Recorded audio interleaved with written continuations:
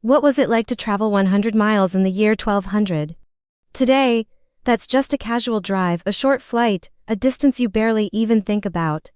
But back then, 100 miles could feel like stepping into another world. It was a journey that would test your strength, your money, your faith, and sometimes, your very survival. If you stood at the edge of your village in the year 1200 and told someone you were traveling 100 miles, they wouldn't ask, "How long will it take?" They'd ask, "Will you come back in 1200? Distance wasn't measured in convenience, it was measured in endurance. There were no paved highways stretching straight across the land, no engines humming, no train tracks, no asphalt, and no glowing street lamps to guide you through the night. All you had were dirt paths, forest trails, the broken remnants of old Roman roads, and endless uncertainty. 100 miles wasn't just a number. It was days of exposure to the elements, nights spent under cold skies, and the constant, nagging awareness that help was rarely close. For most people, walking was the only option. The average person could walk about 2 to 3 miles per hour on relatively even ground. But that number hides the real story. Roads were rarely even.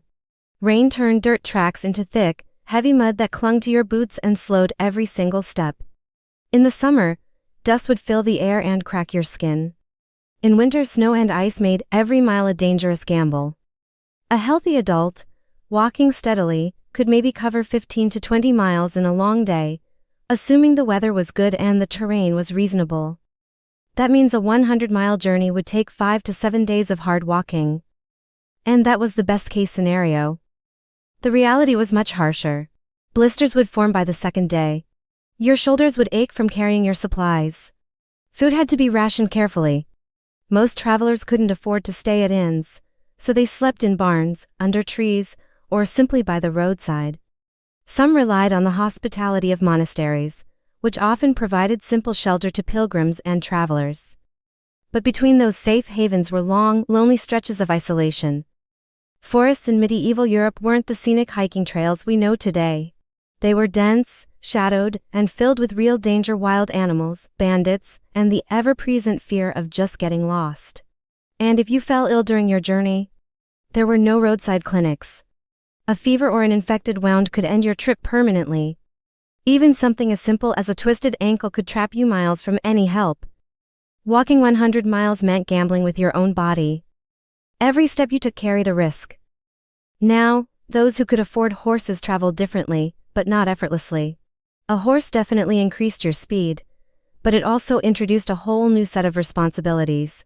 A typical horse could comfortably travel 25 to 30 miles a day at a steady pace. That means 100 miles could be covered in roughly 3 to 4 days. But horses get tired. They need water, feed, and rest. If you pushed a horse too hard, you risked losing your most valuable asset right there on the road. Only the wealthy knights, merchants, or royal messengers could regularly afford that kind of travel. There were moments in history when speed truly mattered. Royal messages, military orders, urgent news. These were sometimes carried by mounted couriers who pushed both themselves and their horses to the absolute limit. In parts of Asia, relay systems allowed messengers to switch horses at regular intervals, dramatically increasing their speed. Systems like the one later perfected under Genghis Khan allowed astonishing distances to be covered incredibly quickly. But in most of Europe in 1200, such organized networks were very limited. If you owned only one horse, your pace was bound by its endurance. Traveling by wagon was even slower. Oxen, often used to pull heavy carts, moved at a stubborn, steady pace. 10 to 15 miles per day was common. That means a 100-mile journey could stretch into 7 to 10 days, or even more. And wagons broke down frequently. Wheels would crack on the uneven terrain. Axles would snap miles from the nearest settlement. River crossings were especially dangerous.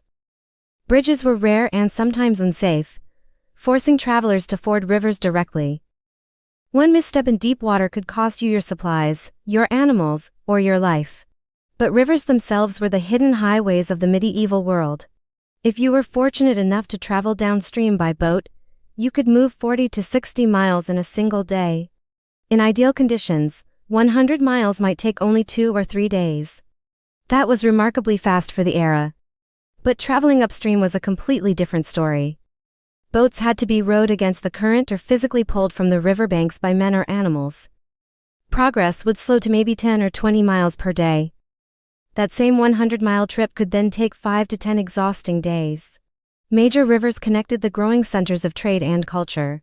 Cities like Venice and Paris were linked through networks of waterways that allowed goods and people to move far more efficiently than overland routes. But even river travel had its dangers: storms, hidden rocks, pirates, and the constant risk of capsizing. The terrain transformed every estimate. Flat plains allowed for steady progress, but mountains could cut your daily travel distance in half. Climbing a steep path with a loaded cart was an immense struggle. Forests slowed you down, reduced your visibility, and increased your fear. Marshlands would swallow wheels and boots alike. And weather was perhaps the greatest variable of all. A week of heavy rain could make roads nearly impassable. Snow could block entire routes. Unlike today, there were no weather forecasts. You simply had to endure whatever nature delivered. Your social status determined how you experienced those 100 miles. A noble traveling with servants, spare horses, and money for inns experienced discomfort. A peasant experienced vulnerability. Most peasants in 1200 lived and died within a short radius of their birthplace. Traveling 100 miles was a rare event, often tied to absolute necessity: fleeing famine, seeking work, joining a pilgrimage, or answering a lord's demand. Pilgrimages were actually among the most common long-distance journeys. People walked hundreds of miles driven by faith, often heading towards sacred sites. These journeys could take weeks or months, making 100 miles just one segment of a much larger, more grueling ordeal. Security was fragile. Local lords controlled their own territories, and passing from one region to another might involve paying tolls or being met with suspicion. Banditry was a real and constant threat. Travelers often joined together in groups for safety. There was strength in numbers, and caravans formed not just for trade, but for mutual protection. A lone traveler on a forest road was an easy target. Even time itself was perceived differently. There were no synchronized clocks governing schedules. Journeys were measured by sunrise and sunset. You began walking at first light and stopped when darkness made the path unsafe. Traveling at night was extremely rare and dangerous without any form of artificial light. A 100-mile journey depended heavily on the number of daylight hours, which varied by season. Planning for food was critical. Travelers would carry bread, dried meat, cheese, and ale. Spoilage was a constant concern. Hunting along the way was unreliable. And buying food required coins, which not everyone had. Running out of provisions before reaching the next town could be catastrophic. Communication across 100 miles was slow and uncertain. A message sent on foot might take a week to arrive. News traveled only as fast as the person carrying it. This slowness shaped everything: politics, warfare, and trade. Decisions were made with delayed information. Armies moved at human speed. Merchants waited days for confirmation of their deals. So let's consider the contrast. Today, 100 miles by car takes under 2 hours on a highway. In 1200, even under favorable conditions, you were looking at days.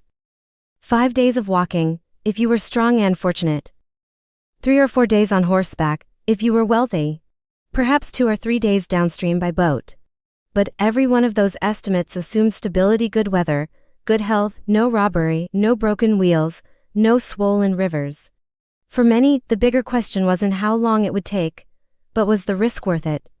Would the destination offer enough reward to justify the hardship? In a world without modern medicine, a simple injury on day 2 could mean never reaching day 5. And yet people traveled. Merchants carried wool, salt, and spices across long, difficult routes. Messengers carried royal decrees. Pilgrims carried hope. Soldiers carried weapons. Human determination constantly pushed against the limits of muscle and mud. 100 miles in 1200 wasn't impossible. It was demanding. It required planning, resilience, and often a great deal of faith. It demanded respect for nature and an acceptance of uncertainty. It forced travelers to confront their physical limits in a way modern people rarely have to consider. When you imagine standing on a dirt path in the year 1200, looking toward a horizon 100 miles away, you're not just imagining distance. You are imagining a test. A test of endurance over nearly a week on foot. A test of logistics over several days on horseback. A test of patience and survival across an unpredictable and dangerous world. That's what 100 miles really meant in 1200. Not a commute, not a quick trip, but a journey that could change you if it didn't break you first. Thanks for watching. If you found this journey back in time interesting, be sure to subscribe for more.